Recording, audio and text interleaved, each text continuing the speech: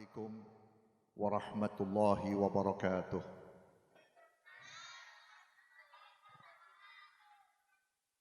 Bismillahirrahmanirrahim. Alhamdulillahi rabbil alamin. Wa bihi nasta'inu ala umuri dunya waddin. Wassalatu wassalamu ala sayyidil mursalin Sayyidina Muhammadin wa ala alihi wa sahbihi ajma'in. Allahumma salli ala nuril anwar wa siril asrar wa tiryakil aghyar wa miftahi babil yasar Sayyidina Muhammadin al-Mukhtar wa alihi al-adhar wa ashabihi al-akhyar adada ni'amillahi wa ifdalih. Yang saya hormati, yang saya muliakan, segenap para alim ulama, para sesepuh, wabil khusus orang tua kita, Fadilatul Ustadz Ki Haji Baidullah, keluarga besar almarhum al-maghfur Al-Ustadz Nenda, akhin al-mahbub sahibul wasilah Ustadz Murtado, dan segenap para panitia penyelenggara peringatan Maulid Nabi besar Muhammad SAW bersama para tokoh-tokoh masyarakat yang sama-sama kita hormati dan mudah-mudahan dimuliakan oleh Allah Subhanahu wa taala. Tidak terlupakan kepada simpatisan Maulid, pencinta Rasulullah, orang tua-tua kita yang hadir dari tempat jauh. Di antaranya di sini ada Bapak Iman, Bapak Umar, dan segenap para pencinta Rasulullah yang sama-sama dimuliakan oleh Allah Subhanahu wa taala. Ibu-ibu, bapak-bapak, mudah-mudahan dari sekarang sampai akhir zaman atau sampai akhir hidup kita dimuliakan oleh Allah Subhanahu wa taala. Kenapa? Karena duduknya kita malam ini untuk orang yang paling dimuliakan oleh Allah, untuk orang yang paling dicintai oleh Allah, untuk orang yang paling disayang oleh Allah, yaitu junjungan kita Nabi besar Muhammad sallallahu alaihi wasallam. Saya teringat dengan ucapan Nabi SAW. Kullu ummati yadkhulunal jannah illa man aba. Qila faman ya'ba ya Rasulullah? Qala man ata'ani dakhalal jannah wa man asani faqad aba. Semua umatku pasti masuk surga, kecuali yang enggak mau masuk surga. Kalau secara lisan tidak ada manusia yang menolak. Mau nggak masuk surga? Pasti jawabannya mau. Ahok aja pengen masuk surga, betul nggak? Ahok aja pengen masuk surga. Semua orang pengen masuk surga. Tetapi Nabi mengatakan ada umatku yang tidak mau masuk surga. Sahabat kaget, siapa mereka itu ya Rasulullah? Mereka yang taat kepadaku, yang mengikuti ajaranku, yang mengikuti syariatku, yang mengikuti sunnahku, berarti ia mau masuk ke dalam surga. Tetapi yang tidak mau dengan ajaranku, menolak syariatku, menolak sunnahku, maka orang itu berarti tidak mau masuk ke dalam surga. Makanya diperkuat oleh Nabi SAW di dalam satu hadis, salasatun la yadkhulunal jannah. Ada 3 kelompok umatku, 3 golongan umatku yang tidak akan masuk ke dalam surga. Kalau orang nggak masuk surga pasti masuk neraka, naudzubillah. Siapa mereka di antaranya? Al-aquli walidayhi, anak yang durhaka kepada orang tua. Saudara-saudara hadirin, untuk zaman sekarang ini namanya anak durhaka kepada orang tua kayaknya sudah umum, sudah lumrah. Apa sebab? 1, anak itu kurang pemahaman agama. Kedua, orang tuanya tidak bisa mendidik anak itu menjadi anak yang taat kepada orang tua. Kadang-kadang orang tua suka kesal kepada anak, marah-marah kepada anak. Kalau lihat anaknya bandel, nakal, bohong dan sebagainya, tapi orang tuanya lupa. Dulu waktu masih kecil pernah bohong sama orang tuanya. Dulu waktu masih kecil pernah kurang ajar kepada orang tuanya. Pantas kalau Nabi mengatakan birru abaukum tabarrukum abnaukum. Berbaktilah kamu kepada kedua orang tuamu, niscaya anakmu nanti akan menjadi anak yang berbakti kepada kita. Kalau kita dulunya tidak berbakti kepada orang tua, kalau dulunya kita sering melawan orang tua, nanti kalau punya anak kita bakal melawan kepada kita. Nah sekarang ini sudah banyak anak durhaka, juga orang tua durhaka. Nih orang tua durhaka jarang orang mengupas masalah ini. Bagaimana orang tua durhaka? Satu, orang tua nggak sadar apa dan untuk apa Allah berikan ke anak kepada orang tua. Ini anak bukan milik kita mutlak. Ini anak ketitipan dari Allah. Setelah kita punya anak, wajib mengenalkan anak kita kepada Allah dan kepada Nabi Muhammad SAW. Makanya kalau anak kita mau jadi anak soleh, syaratnya cuma 3 aja, nggak usah banyak-banyak. Apa syaratnya? Kata Nabi, adibu auladakum ala thalathi khisal. Hubbi nabiikum wa hubbi ali baitihi wa ala qiraatil Qur'an. Kalau ibu bapak kepengen punya anak soleh, kepengen punya anak yang salihah, kepengen anak yang menjadi anak yang mulia di hadapan Allah, pertama tanamkan di hati anak-anak kita mencintai Nabi Muhammad. Kalau anak kita sudah cinta kepada Nabi Muhammad, mau tidak mau apa yang dilakukan oleh Nabi Muhammad bakal dilakukan. Lihat para wali-walinya Allah. Lihat para wali-walinya Allah. Kalau kita buka sejarahnya, mereka dalam hidupnya selalu mengikuti jejak Nabi Muhammad. Kalau kita tahu tahajudnya Nabi Muhammad mungkin lebih dari 1000 rakaat. Sayyidina Syekh Abdul Qadir Jalani menjalankan tahajud setiap malam 500 rakaat. Ketika ditanya kenapa kau banyak-banyak tahajud, Nabi Muhammad lebih banyak dari aku. Al-Imam Ali Zainal Abidin, cucunya Rasulullah, cucu daripada Sayyidina Husain, beliau tahajud tidak kurang dari 1000 rakaat. Kenapa? Orang bisa melakukan ibadah lebih banyak karena ada yang diikuti, yaitu Nabi Muhammad. Anak-anak kita juga begitu. Mau gak mau nanti anak-anak kita nanya, Mak, caranya Nabi kalau makan bagaimana? Di situ orang tua mengajarkan. Nabi kalau makan diawali dengan ucapan Bismillahirrahmanirrahim. Nabi kalau makan menggunakan tangan kanan, minum tangan kanan, diakhiri dengan Alhamdulillah. Nabi kalau makan di depan orang yang lebih tua, walaupun dia seorang Rasul, walaupun dia seorang Nabi, gak pernah mengambil makanan sebelum yang tua mengambil duluan. Tertanam di jiwa anak kita. Kemudian nanti anak kita tanya, Mak, bagaimana Nabi Muhammad kalau tidur? Nabi sebelum tidur wudhu dulu. Nabi sebelum tidur membaca ayat kursi. Nabi sebelum tidur membaca Qul huwallahu ahad 3 kali, Al-Falaq 3 kali, An-Nas 3 kali, kemudian mengucapkan asyhadu an la ilaha illallah wa asyhadu anna Muhammadar Rasulullah. Kenapa?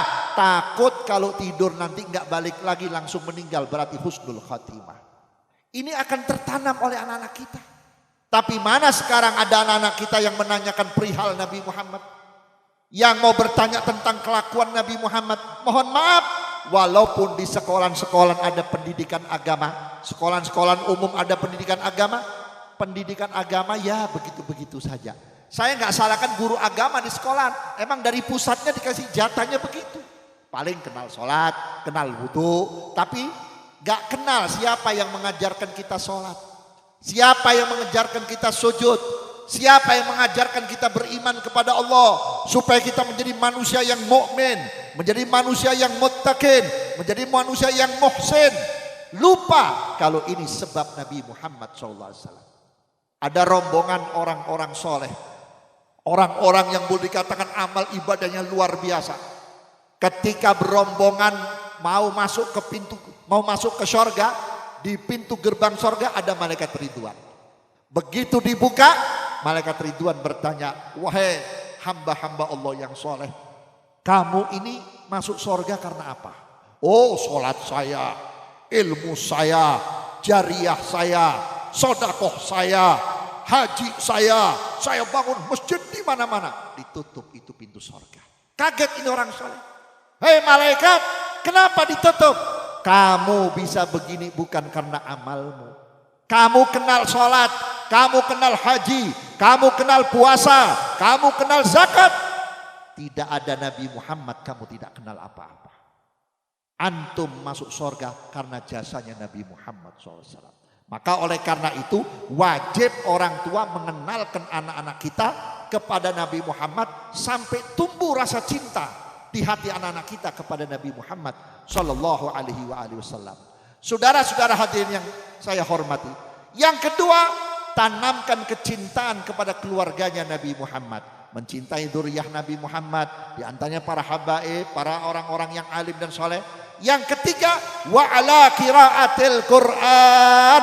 Ajarkan anak-anak kita bisa membaca Quran sekaligus faham terhadap Al-Quran. Sekarang ini yang sedang rame adalah tahfidul Quran, menghafal Al-Quran. Bagus nggak tuh? Bagus nggak? Tapi yang lebih bagus tafhimul Quran, memahami Quran. Sebab kalau kita bisa baca Quran, kita bisa hafal Quran. Di zaman Nabi Muhammad ada sahabat Nabi yang hafal Quran luar biasa, yang bernama Abdurrahman bin Muljam. Hafal Quran, tahajudnya hebat, tapi dia yang membunuh menantu Rasulullah, yaitu Sayyidina Ali bin Abi Thalib. Kenapa? Dia hafal Quran, dia bisa baca Quran, tapi nggak paham isinya Quran. Setahun 2 tahun yang lalu, mungkin di tempat ini sudah pernah saya ceritakan. Dulu di Bandung beberapa tahun yang lalu ada anak muda yang mengaku hafal Quran. Ini anak muda kalau nggak salah mantan pemain band. Sudah pakai peci, pakai jenggot karena merasa sudah hafal Quran, berani mengatakan Nabi Muhammad juga pernah sesat. Tahu nggak dalilnya? Wa wajadaka dhalan fahada. Dalil Quran. Aku dapati engkau Muhammad dalam keadaan bingung. Padahal bukan sesat, bingung. Bahasa Al-Quran ini bisa berubah sesuai dengan keadaannya. Wa wajadaka dhalan fahada. Aku dapati engkau Muhammad dalam keadaan bingung. Nanti aku berikan konsep, satu cara untuk menyebarkan dan mendakwakan Islam. Ini ayat kapan turunnya? Turunnya ini ayat karena melihat kaum jahiliyah sudah luar biasa buruknya. Sampai Nabi melihat anak-anak muda nyeret emaknya yang masih muda, ibunya masih muda, cakep, diseret-seret kemana? Dibawa ke teman-teman yang lagi kumpul sambil berkata, "Hei teman-temanku, aku butuh duit, tapi aku nggak punya duit. Siapa yang mau mencicipi tubuh ibuku? Siapa yang mau tidur dengan ibuku?" Teman-temannya lihat ibunya masih seksi, masih cantik, semua angkat tangan. "Saya mau sekian dinar, saya mau sekian dinar." Diambil siapa yang paling banyak, kemudian ibunya dibawa, digelandang ke satu kamar, kemudian teman-temannya ngantri menzinai ibunya. Setelah dizinai, dibayar, anaknya ikut berzina kepada ibunya. Bingung Rasulullah. Ada orang miskin, kebetulan anak perawannya cakep, dipaksa oleh orang kaya, gak dihargai itu orang miskin. Diseksa bapaknya supaya anaknya bisa kawin, gak ada nikah pada waktu. Bisa kawin dengan seorang kaya yang masih beragama bukan agama Islam, agama jahiliyah. Di situ orang tuanya menangis menjerit lihat anaknya diperkosa depan orang tuanya. Bingung Rasulullah bagaimana mengawali dakwah. Turun ini firman, wa wajadaka dhalan fahada. Ya Muhammad, aku dapati engkau dalam keadaan bingung. Tenang, aku beri konsep, aku beri petunjuk bagaimana caranya memberi petunjuk kepada mereka. Bukan artinya Nabi sesat. Kalau Nabi sesat gak bakal jadi suri tauladan. Nabi Muhammad dari mulai lahir sampai wafat tidak ada satu kesalahan Nabi Muhammad. Baik wujudnya maupun akhlaknya maupun ucapannya. Makanya dipatenkan Nabi Muhammad di dalam Al-Quran. Laqad kana lakum fi rasulillahi uswatun hasanah. Di dalam diri Nabi Muhammad adalah contoh suri tauladan yang baik. Maka oleh karena itu ibu-ibu, kalau ibu kepengen punya anak yang birrul walidain, selamatkan anak ibu lewat pendidikan agama. Saya tidak melarang anak ibu sekolah, ya. Cuman saya ngeri sekarang ini. Puan Maharani anaknya Megawati berani mengatakan pendidikan agama di sekolahan itu membuat negeri kita tidak maju. Artinya pendidikan agama di Indonesia ini membuat negeri ini tidak maju. Lah ini kalau yang ngomong ya anaknya orang yang dianggap petinggi yang sedang berkuasa mau nggak mau sekolahan ikut nurut. Betul nggak? Seandainya di sekolahan ada pendidikan agama, wajib anak kita pulang sekolah diperiksa tasnya. Diajarin apa loh? Sebab di sekolah sekarang macam-macam gurunya. Ya, ada Syiahnya, ada Wahabinya, ada liberalnya, ahlu sunnahnya yang benar-benar sedikit. Betul nggak? Nanti anak kita pulang sekolah, mulai nggak hormat sama orang tua, mulai tidak berakhlak. Sekarang ada lagi bahasa-bahasa nggak enak. Menghormati orang tua, jangan seperti menghormati dewa. Tidak perlu cium tangan, cukup kita hormat, kita senyum. Jangan bermuka jelek, jangan bermuka masam, gak perlu cium tangan. Nah ini sudah ada ini. Pantesan sekarang ini sudah mulai ada. Anak-anak cium tangannya udah gak pakai hidung, pakai jidat. Ya Bu? Bu? Punya anak gak? Begitu gak anaknya? Begitu gak anaknya? Ngaku aja. Cium tangan pakai pipi. Kenapa dia gak mau pakai hidung? Sudah didoktrin di sekolahan. Orang tua bukan segala-galanya. Nah ini hati-hati. Saudara-saudara hadirin, Allah menitipkan ridhonya, Allah menitipkan kemurahannya, Allah menitipkan rahmatnya, Allah menitipkan kasih sayangnya. Tergantung kasih sayang kepada orang tua kita. Kalau orang tua kita ridho, orang tua kita senang, orang tua kita sayang, hatinya lapang kepada anak, selalu mendoakan baik kepada anak, tidak ditolak sebab Allah ridho kepada kita kalau orang tua kita ridho. Bagaimana kalau orang tua kita tidak ridho? Sholat kita, puasa kita, ngaji kita, hadir maulid keliling kemana-mana tidak akan berguna kalau sampai detik ini orang tua kita tidak ridho. Kemudian yang kedua siapa saudara-saudara? Orang-orang yang diharamkan masuk surga oleh Nabi, mudminu khamrin, orang yang suka meminum minuman keras atau minum-minuman yang memabukkan atau sejenisnya. Ini surga diharamkan oleh Allah untuk mereka. Hati-hati, musuh-musuh Islam ingin menghancurkan anak-anak kita, generasi kita. Pertama, tanamkan anak-anak kita supaya kenal minuman keras. Ya, dari mulai khamr, narkoba, obat-obat terlarang, kemudian dan jenis-jenisnya. Ibu-ibu, kalau ada anak muda suka ngetrek, main keroyokan, main tawuran, bawa celurit, bawa bedok, bawa parang, seperti kemarin di Jonggol, itu mereka tidak berani melakukan kalau tidak ada obat yang memabukkan. Itu dimasukin obat-obat supaya dia hilang akalnya, hilang ingatannya, hilang perasaannya. Padahal bapaknya mereka suka ngaji, padahal bapaknya suka maulid, padahal bapaknya ngaku cinta Nabi Muhammad. Tapi kenapa anaknya sampai seperti itu? Itu tidak semata-mata itu anak berani, itu dimasukkan obat-obat terlarang. Ini saya mohon kepada anak-anak muda, terutama antum-antum, hati-hati. Kalau ada kawan atau teman ngajakin trek-trekan, apalagi manjat truk dengan pakai peci, dengan pakai sarung, ini hati-hati, hindarkan. Ini jangan malu-maluin umat Islam. Ini sekarang udah banyak saudara-saudara. Nanti dimanfaatin, di mana ada maulid, datang tuh gerombolan anak-anak kecil tuh, ya, Rojali, grup Rojali. Kemudian naik truk dan sebagainya. Ini berapa kali kejadian ketabrak sampai kelindes, naudzubillah. Itu bukan niat jihad, itu bukan niat ngaji, sama saja antum bunuh diri dan ini dipastikan masuk neraka, naudzubillah. Saudara-saudara hadirin, yang ketiga siapa? Orang yang diharamkan masuk surga, wa ad-dayuth, yaitu orang tua yang membiarkan keluarganya berbuat maksiat.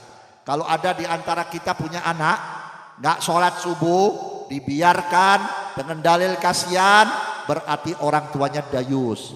Atau punya anak perempuan yang sudah akil balik, dibiarkan tidak memakai kerudung, tidak menutup aurat, maka nanti dosanya ibu bapaknya yang nanggung. Ini hati-hati, zaman sekarang ini sudah terjadi. Datang laki-laki pakai mobil, pakai motor, bawa martabak, alasannya mau ngapel anak perawannya, asal dijelin martabak sama sate Madura udah anteng mbaknya. Bapaknya dibawain rokok Jisamsu, biasanya ngerokok jingguh lama, 2 bungkus, udah tenang, jebus. Anak perawannya di mana? Tuh di pojok lagi digebrek-gerobek surat ini. Betul nggak? Lagi dipegang-pegang. Ini dayus, sama aja kita membiarkan perzinahan ada dalam rumah kita. besok di akhirat kita yang bakal dimintain pertanggungjawab oleh Allah, bahkan diseret masuk ke dalam neraka oleh anak kita, naudzubillah. Maka oleh karena itu 3 hal ini yang kita perhatikan. 1, jangan kita durhaka kepada orang tua. 2, jadilah orang tua yang bertanggung jawab kepada anak dan istri. 3, jauhkan minuman keras dan selamatkan masyarakat daripada minuman keras. Mudah-mudahan yang 3 ini bisa membawa manfaat untuk kita. Saudara-saudara, saya ingin berbicara lebih lama karena saya sekarang ini ditunggu di mana Cibarusa, Cikarang, ya. Nanti masih ada 4 mubalek penceramah yang akan menyampaikan ceramah di tempat ini. Insya Allah beliau-beliau akan menyampaikan ilmu yang lebih banyak kepada kita. Saya mohon maaf kepada panitia, kurang lebihnya mohon maaf. Assalamualaikum warahmatullahi wabarakatuh.